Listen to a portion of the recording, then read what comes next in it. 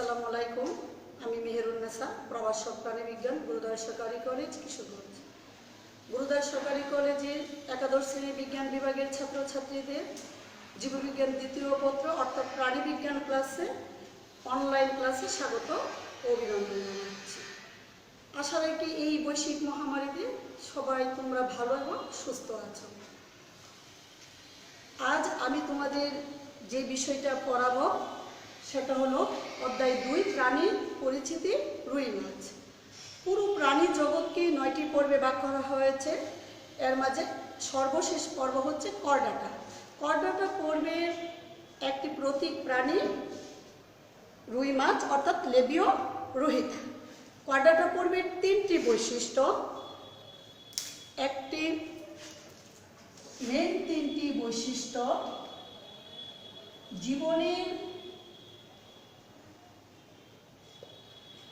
কোনো না কোনো দশায় নটকর থাকবে।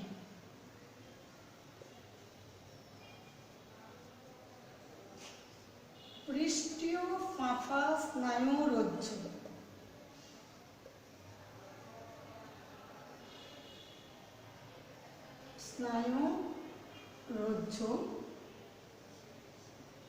গলবিলীয় ফুলকা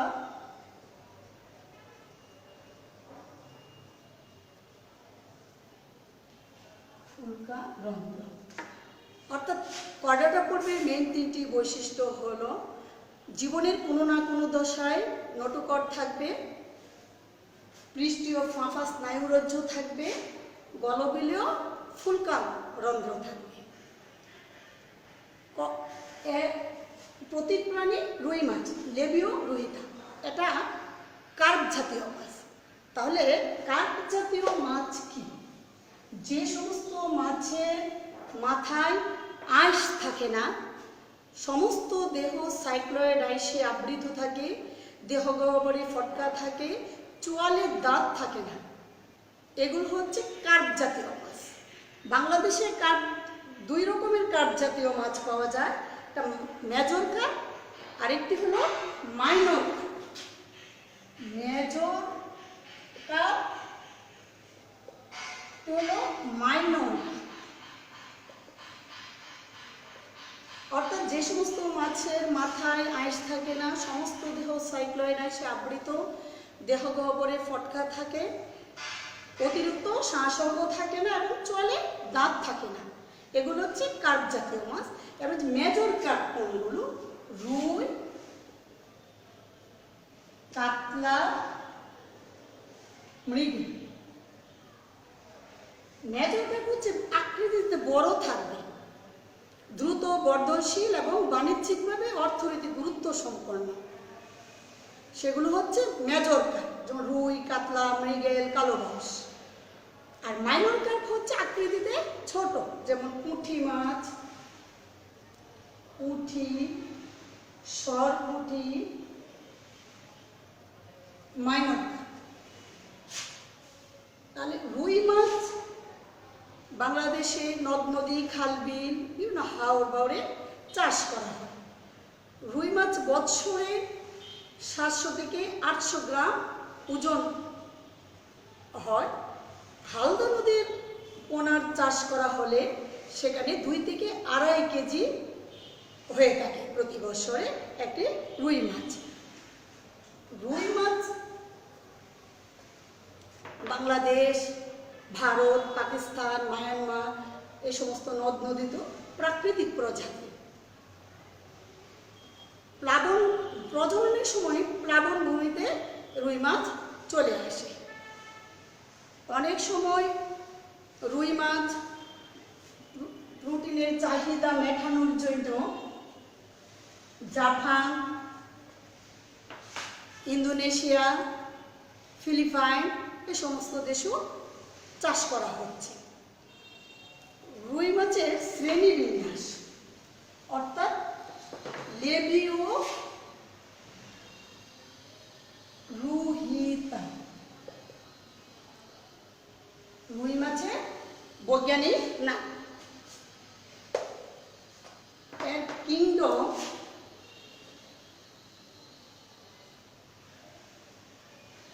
কিংডম হচ্ছে অ্যানিমেল।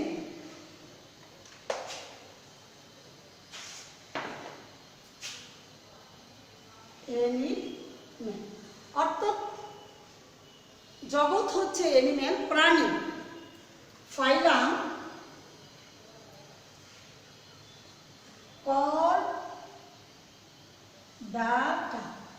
অর্থাৎ করডাটার তিনটি মেন বৈশিষ্ট্য। জীবনের কোনো না কোনো দশায় নটুকট থাকবে। পৃষ্ঠীয় ফাঁপা স্নায়ুরজ্জু, গলবিলীয়, ফুলকারক, সাব ফাইলাম। ভার্টিব্রাটা অর্থাৎ নটুকট মেরুদণ্ডে প্রতিস্থাপিত হয়। উপপর্বে এটা ভার্টিব্রাটা নটুকট মেরুদণ্ডে প্রতিস্থাপিত হয়। ক্লাস অ্যাক্টিনোপটেরিজি,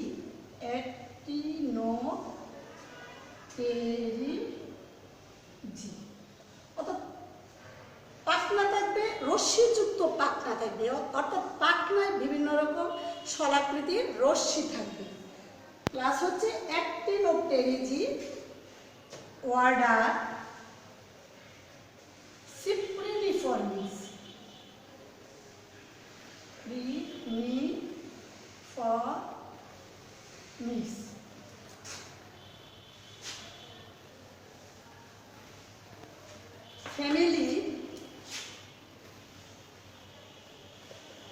ফ্যামিলি হচ্ছে সিপ্রিনিডি,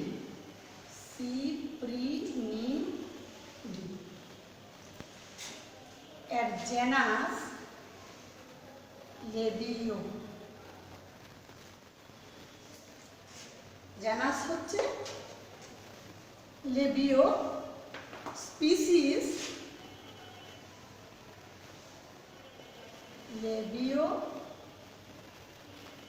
রুহিতা। অর্থাৎ রুই মাছের বৈজ্ঞানিক নাম লেবিও রুহিতা। রুই মাছ সাধারণত নরম জাতীয় খাবার, যেমন বিভিন্ন উদ্ভিদ প্লাঙ্কটন এবং প্রাণী প্লাঙ্কটন খেয়ে থাকে।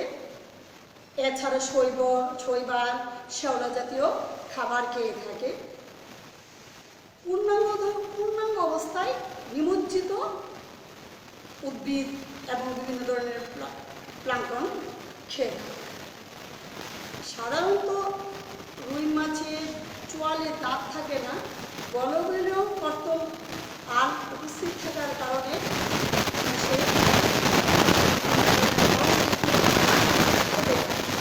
রুই মাছের ফুটায়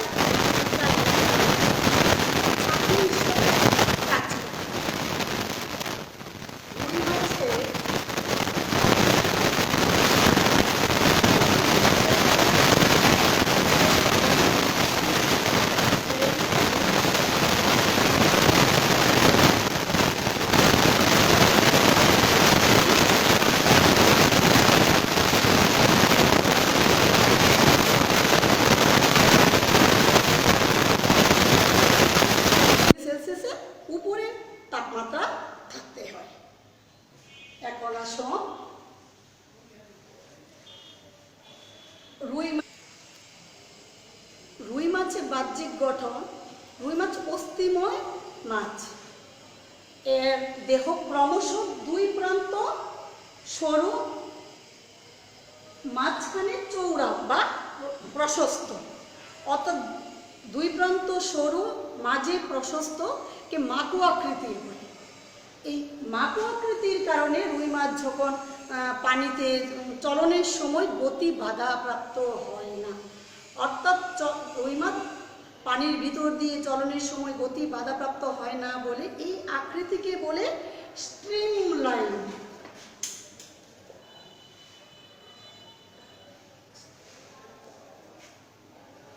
স্ট্রিমলাইন আকৃতি, অর্থাৎ রুই মাছের আকৃতিটা হচ্ছে স্ট্রিমলাইন আকৃতি, অর্থাৎ পানির ভিতর দিয়ে চলাচলের সময় গতি বাধাপ্রাপ্ত হয় না। এই আকৃতিকে বলে স্ট্রিমলাইন আকৃতি। রুই মাছের দেহ তিনটি অংশে বিভক্ত: মাথা, দেহকাণ্ড, লেজ। রুই মাছের দেহকে তিনটি, মাথা মুখছিদ্র থেকে একদম কানকো পর্যন্ত মাথা, তার দেহকাণ্ড হচ্ছে কানকোর শেষ থেকে একদম পায়ু পর্যন্ত হচ্ছে দেহকাণ্ড, আর পায়ু থেকে একদম উচ্চ পাখনা সম্মুখ পর্যন্ত লেজ। অর্থাৎ রুই মাছের দেহ তিনটি অংশে বিভক্ত, মাথা, দেহকাণ্ড এবং লেজ। মাথায় দুই পাশে দুইটি গোলাকার চক্ষু থাকে, এর সম্মুখে নাসারন্ধ্র বা নস্ট্রিল থাকে, একজোড়া নস্ট্রিল থাকে, একজোড়া চক্ষু থাকে, আবার দুই পাশে দুটো কানকো থাকে। কানকো অনেক সময় কানকোর ওই ব্রাঙ্কিওস্টিগাল মেমব্রেন, কানকোর নিচেই থাকে ব্রাঙ্কিওস্টিগাল মেমব্রেন।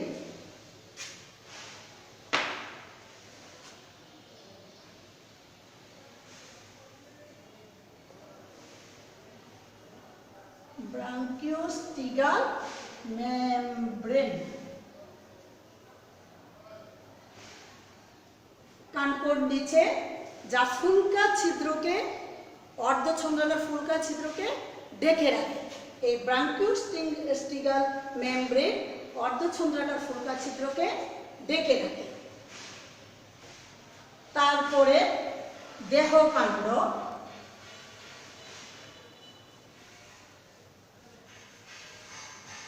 দেহকাণ্ড কানকো থেকে একদম পায়ু পর্যন্ত দেহকাণ্ড। দেহে মাঝ বড় কানকো থেকে শুরু করে লেজের শেষ প্রান্ত পর্যন্ত lateral line organ, lateral line অর্থাৎ সংবেদী পার্শ্বরেখা অঙ্গ, সংবেদী পার্শ্বরেখাটা কানকো থেকে একদম লেজের শেষ প্রান্ত পর্যন্ত বিস্তৃত থাকে। দেহে সাইক্লয়েড আইস থাকে, বিভিন্ন ধরনের পাখনা থাকে। পৃষ্ঠ দিকে, অঙ্কীয় দিকে, পশ্চাৎ দিকে তিনটি ছিদ্র থাকে। কয়টি থাকে? তিনটি ছিদ্র থাকে। প্রথমেই থাকে পায়ু ছিদ্র, পায়ু ছিদ্র, মাঝে জনন ছিদ্র, সবশেষে রেছন ছিদ্র। অর্থাৎ পৃষ্ঠ দিকে অঙ্কীয় পাশে শেষ প্রান্তের দিকে তিনটি ছিদ্র পাশাপাশি থাকে। প্রথমে পায়ু ছিদ্র, জনন ছিদ্র এবং রেছন ছিদ্র থাকে।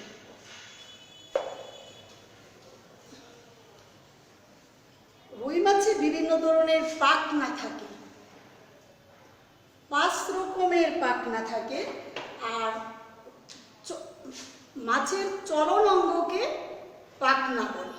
অর্থাৎ ওই পাখনাগুলোর সাহায্যে পৃষ্ঠ পাখনা, শ্রোণী বক্ষ পাখনা, শ্রোণী পাখনা, পায়ু পাখনা, পুচ্ছ পাখনা, এগুলোর সাহায্যে সে পানির নিচে চলাচল করে, দিক থেকে অন্যদিকে চলাচল করে। বিভিন্ন 5 রকমের পাখনা থাকে। প্রথম হচ্ছে পৃষ্ঠ পাখনা, পৃষ্ঠ পাখনা অর্থাৎ ডরসাল ফিন।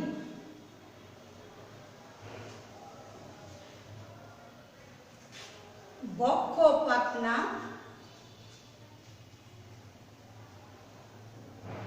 অর্থাৎ পৃষ্ঠ পাখনা, বক্ষ পাখনা, পেক্টোরাল ফিন।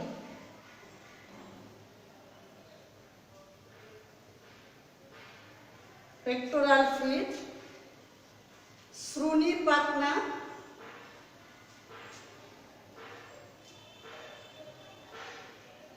পেলভিক ফিন,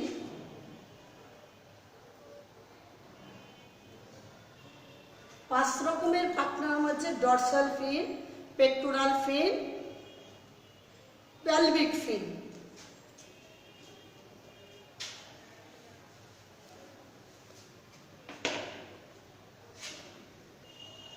তারপরে পায়ু পাখনা,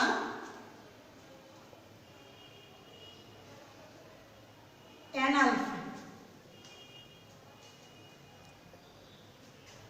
তারপরে পুচ্ছ পাখনা অর্থাৎ লেজের শেষে থাকে পুচ্ছ পাখনা, কর্ডাল ফিন।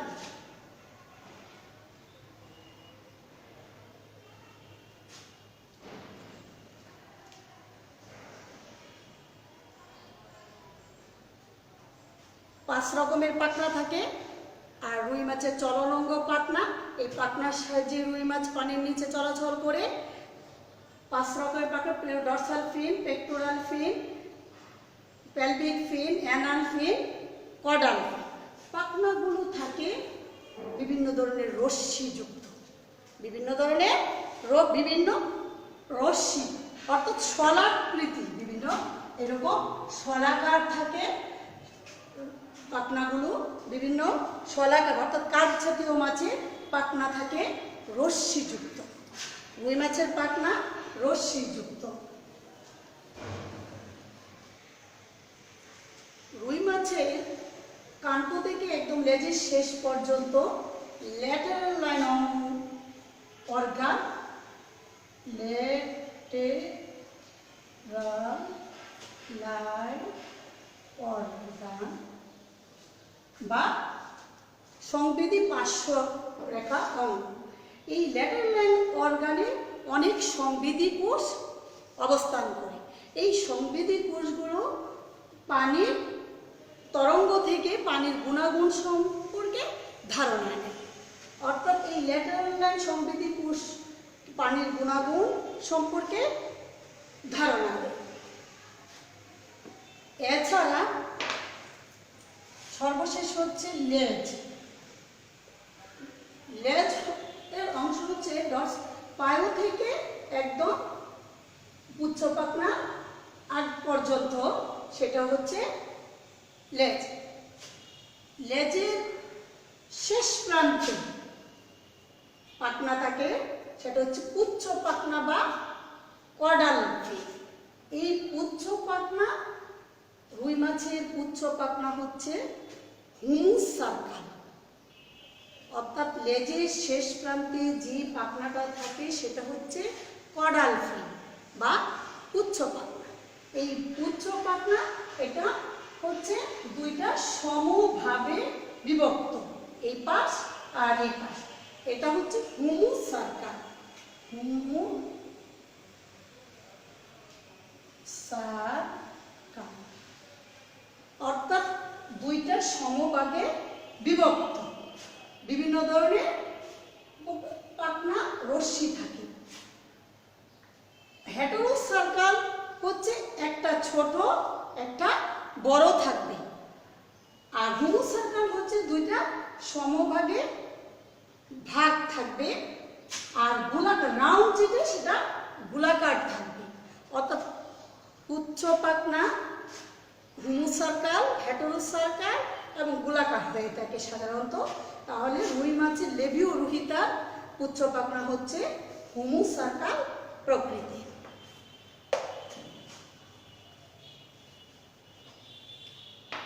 এছাড়া মাছের দেহে সমস্ত দেহে আঁশ থাকে। এই আঁশ হচ্ছে সাইক্লয়েড প্রকৃতির অর্থাৎ গোলাকৃতি এবং মিউকাসময় আবরণে আবৃত থাকে। মাছটা হাতে ধরলে বোঝা যাবে পিচ্ছিল প্রকৃতির, সেটা হচ্ছে মিউকাস। অর্থাৎ আঁশের উপরে একটা পিচ্ছিল পদার্থ থাকে, সেটা হচ্ছে মিউকাস। তাই মিউকাসময় আবরণে আবৃত থাকে সমস্ত দেহ। এই আঁশ অনেক সময় রূপালি, সাদা, চকচকে দেখা যায়। অনেক আঁশের মাঝে ফোকাস থাকে, ফোকাসটা লালচে প্রকৃতির, ফোকাসটা কি লালচে প্রকৃতির থাকে। ফোকাস এর চতুর্দিকে বিভিন্ন ধরনের বৃদ্ধি রেখা বা সার্কুলি বা সার্কুলাস অর্থাৎ সার্কুলাস সার্কুলাস। বহু বচনে বলে সার্কলি, আর মাঝে থাকে ফোকাস। আইসের মাঝখানে থাকে লালচে প্রকৃতির ফোকাস। অনেক সময় জনন ঋতুতে ওই ল্যাটারাল লাইন অর্গান বরাবর লালচে প্রকৃতির মনে হয়। আইসগুলো একটার উপরে আরেকটা, আরেকটার উপরে আরেকটা, এইভাবে অবস্থান থাকার কারণে এই সার্কুলাস হচ্ছে বৃদ্ধি রেখা, মাছের বৃদ্ধি রেখা। অর্থাৎ সার্কুলাসের সংখ্যার উপর ভিত্তি করে মাছের বয়স নির্ণয় করা হয়। যদি একটি সার্কুলাস থাকে তাহলে 1 বছর বয়সী মাছ। যদি 2টা বৃদ্ধি রেখা থাকে, সার্কুলাস বা বৃদ্ধি রেখা 2টি থাকে, তাহলে সেটা 2+। অর্থাৎ মাছের আঁশ থেকে মাছের বয়স নির্ণয় করা যায়, মাছের বৃদ্ধি নির্ণয় করা যায়। সাধারণত বসন্ত গ্রীষ্মকালে আঁশের বৃদ্ধি বেশি হয়। সাধারণত বসন্ত এবং গ্রীষ্মকালে আঁশের বৃদ্ধি বেশি হয়। আঁশের নিচের অংশটা প্রতিটা অংশ, সম্মুখ অংশটা সামনের দিকে হচ্ছে সম্মুখ অংশ। আঁশ দেখে মাছের বয়স নির্ণয় করা যায়। তাহলে আজ আমাদের পড়া হলো রুই মাছ, কার্প জাতীয় মাছ। কার্প জাতীয় মাছের মাঝে একটা হচ্ছে মেজর কার্প আর একটা হচ্ছে মাইনর কার্প। মেজর কার্পের একটি প্রতীক প্রাণী হচ্ছে, অর্থাৎ করডাটা পর্বের একটি প্রতীক প্রাণীর পরিচিতি রুই মাছ, লেবিওরহুইতা। এবং লেবিওরহুইতা শ্রেণীবিন্যাস, স্বভাব, বসতি, খাদ্য, তারপর দেহ গঠন। দেহ কয়টা অংশে বিভক্ত? দেহ 3টি অংশে বিভক্ত: মাথা, দেহকাণ্ড এবং লেজ। এবং মাথার কানকোটাকে, কানকোর নিচে একটি ব্রাঙ্কিওস্টিগাল মেমব্রেন থাকে।